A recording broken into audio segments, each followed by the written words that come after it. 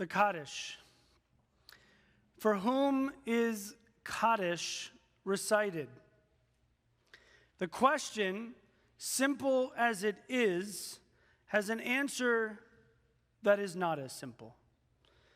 Kaddish, the prayer that holds the distinction of being perhaps the most familiar and the least comprehensible of all Jewish prayers. How many times have we spoken or responded to the words Yitgadal v'Yitkadash Shemei Rabbi? It is our favorite saying, perhaps, binding us together at gravesides, at yard sites, and in a few short minutes at the time of Yizkor. Technically speaking, this prayer is a doxology, which is a fancy SAT word for a liturgical formula in praise of God. Unlike the vast majority of the prayers in our prayer book, the Kaddish is not in Hebrew. It's in Aramaic, one of the lingua franca, if you will, of the Jewish world. Its text is ironically as incomprehensible to our predecessors as it is foreign to us today. It was originally recited at the end of Torah study. At a certain point, Kaddish began to appear at the end of every worship service, and then at different points in the service, spoken or sung by the prayer leader in call and response with the congregation. Strangely, while Kaddish speaks entirely of God's praise, it does not contain God's name. And curiously, despite its associations with death and mourning, the Kaddish makes no mention of mortality, of loss, of lamentation. A bit like the Kol Nidre prayer we sang last night, or even the Star-Spangled Banner. Perhaps more important than what the words of the Kaddish mean, or may have meant to the original author, are the emotions that are elicit, that the words elicit in us today. This prayer, the Kaddish, was once reserved for scholars and saints, is now shared by all of us.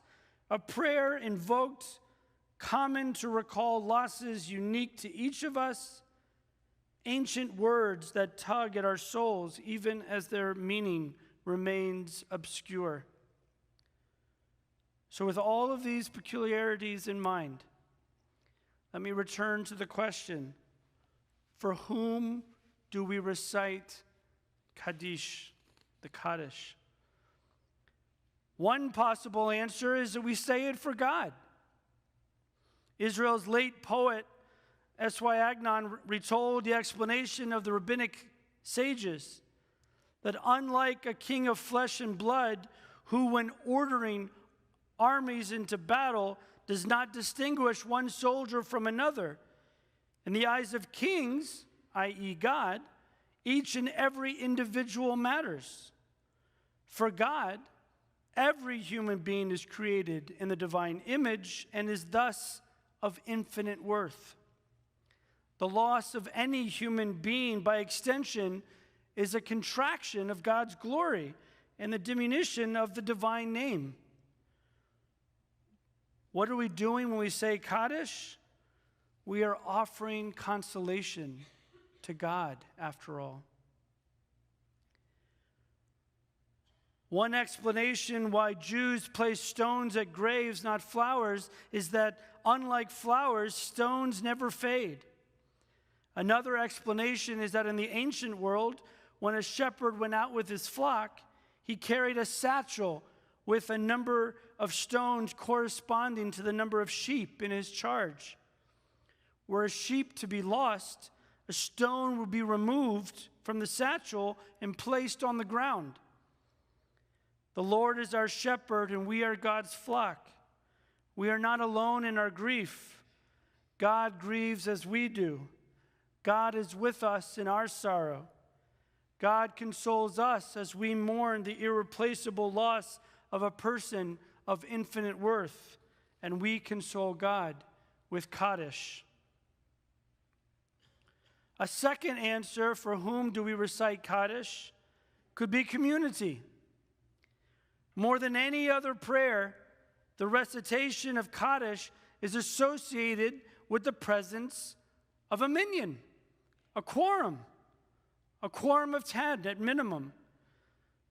There's no prohibition against saying Kaddish in private, but there is something about the Kaddish, its associations, its call and response structure that seems especially designed for community.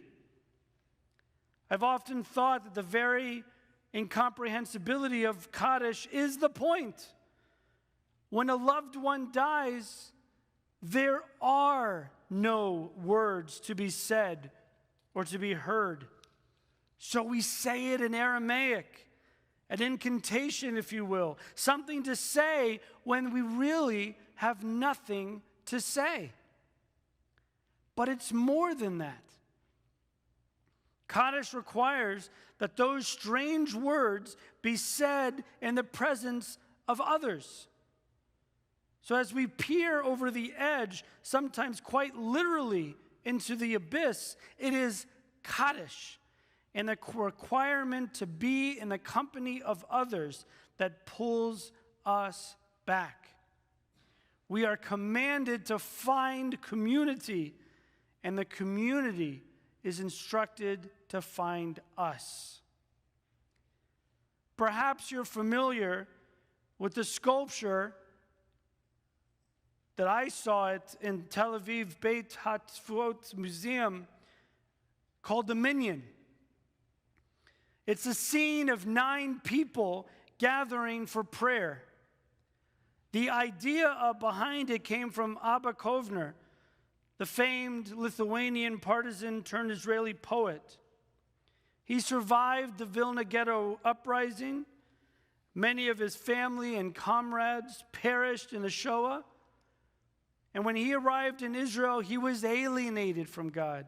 He was secular to the bone, wanting nothing to do with organized religion. And one day, he was walking through the old city of Jerusalem.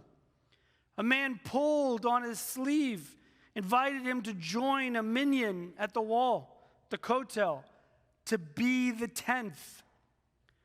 For the first time, he explained, he felt counted. He felt that he belonged, that he was needed in the Jewish community. The minyan sculpture, he explained, has only 9 participants because it is meant to remind you, to remind us that you are needed to complete the minyan, that the community cannot go on without your help. So who do we say Kaddish for? The community. It teaches us that even in the face of death, we are needed. And as a community, we need to seek out those in need. What else or whom else is Kaddish recited? Of course, it's recited on behalf of the dead. Something we say to elevate the souls of our loved ones as they enter into God's eternal embrace. Anyone who has ever observed a year of mourning has asked at some point, why is Kaddish recited for 11 months, not 12?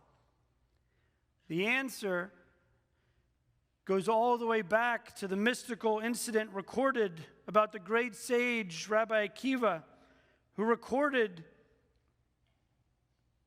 with regard to a well-known sinner, whose punishment after death could only be abated by way of the son's recitation of Kaddish.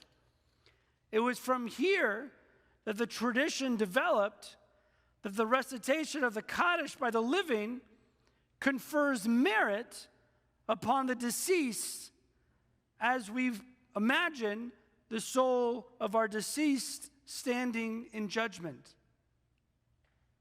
However, because we would never, let's admit it, we would never think of our own loved ones not passing that test, right? We wouldn't think of any of our loved ones as fully wicked who would actually need our prayers for 11 months.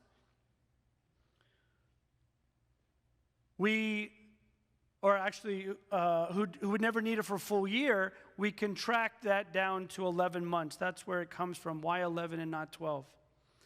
While these are a bit theological gymnastics, they may be downright superstitious. We do ourselves and our loved ones a disservice if we are too quick to dismiss the role of Kaddish for our dearly departed.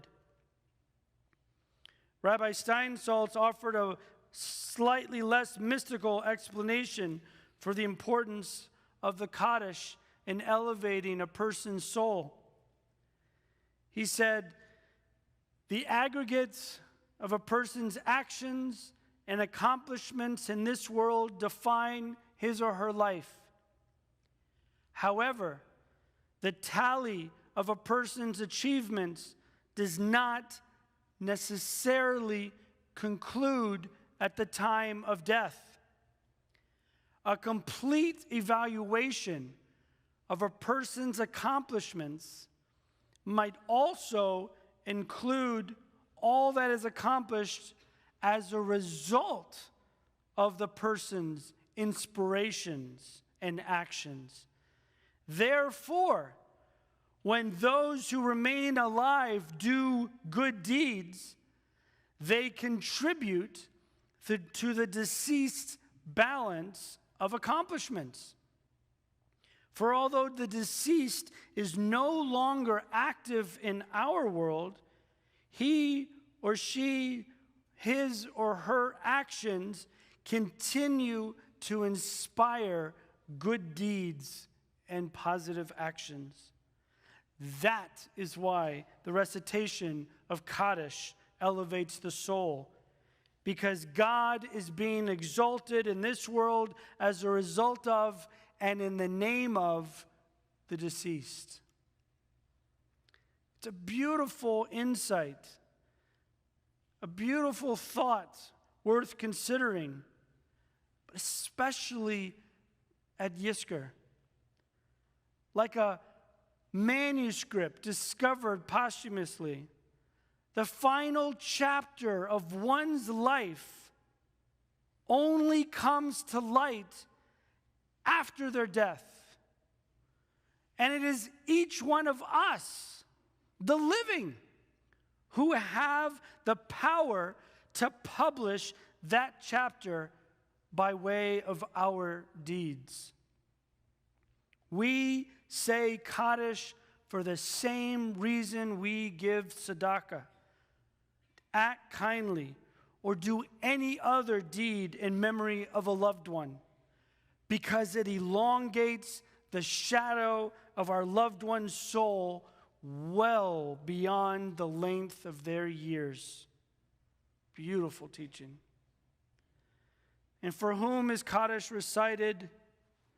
Finally, I think Kaddish is a prayer said by the living for the living. Many interpret the Kaddish to be the defiant cry of the sufferer. As Job cried out to God, he said, "Though he slay me, yet I will trust in him."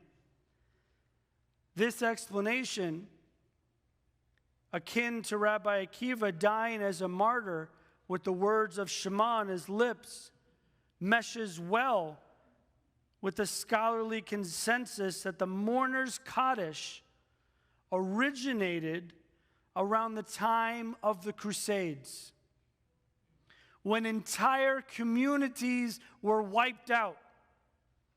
Kaddish is the grasp of air, the heavy heave of the living at a graveside, on a yard site, right here, today, at the thought of the life of a mother or a father, a son, daughter, sibling, or spouse.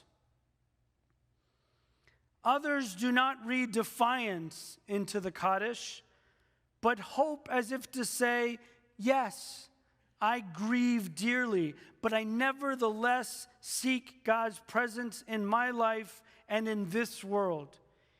Yeh Shmei Rabbi Mevarach Le'olam Olmei Almaya. May God's name be blessed and fill this world, is those words.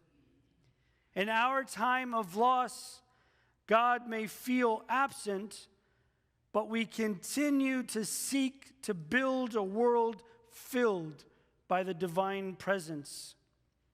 Oseh shalom bimromav hu ya'aseh shalom. May God, who makes shalom, peace up there, in the theosphere, if you will, make shalom, peace, make us whole down here in the biosphere.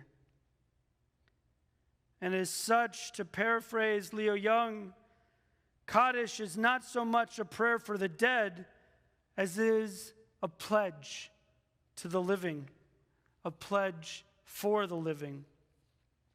Kaddish is the balm for our suffering. Our loss has laid us low, and yet, as partners in God's creation, we seek to render God's will evident in this world so filled with brokenness. And the most beautiful explanation of Kaddish that I've ever encountered is found in the letters of Henrietta Zold, the founder of Hadassah, who in 1916 suffered the loss of her beloved mother. With no male heirs to recite Kaddish for her mother, Henrietta received an offer from her close friend Chaim Peretz to recite Kaddish on her behalf. In a striking letter worth reading in its entirety, she refused. And here's just a part of what she said. It is impossible for me to find words in which to tell you how deeply I was touched by your offer to act as Kaddish for my dear mother. It is beautiful what you have offered to do, and I shall never forget it. And yet I cannot ask you to say Kaddish after my mother. The Kaddish means to me that the survivor publicly and markedly manifests his wish and intention to assume the relation to the Jewish community which his parent had, and that so the chain of tradition remains unbroken from generation to generation, each adding its own link. You can do that for generations of your family. I must do that for generations of my family, she writes. My mother had 8 daughters and no son, and yet never did I hear a word of regret pass the lips of either my mother or my father that one of us was not a son. When my father died, my mother would not permit others to take her daughter's place in saying Kaddish, and so I am sure I am acting in her spirit when I am moved to decline your offer. But beautiful your offer remains nevertheless. So for whom is Kaddish recited? For God, for the community, for the living, for the dead. Yes, but most of all, I think for the generations. Kaddish is the passing of the baton. The liturgical ligament connecting the work of one generation to the next. As Henrietta Zold said, the recitation of Kaddish means that the survivor publicly and markedly manifests his or her wish and intention to assume the relation to the Jewish community, which is for him and her what their parent had, and that so the chain of tradition remains unbroken from generation to generation, each adding its own link. It is for these reasons that we recite Kaddish. It is for this reason that we gather here and now for Yizkor. It is for this reason that we remember today and we remember always. Ken Yehi Ratzon. May this be God's will.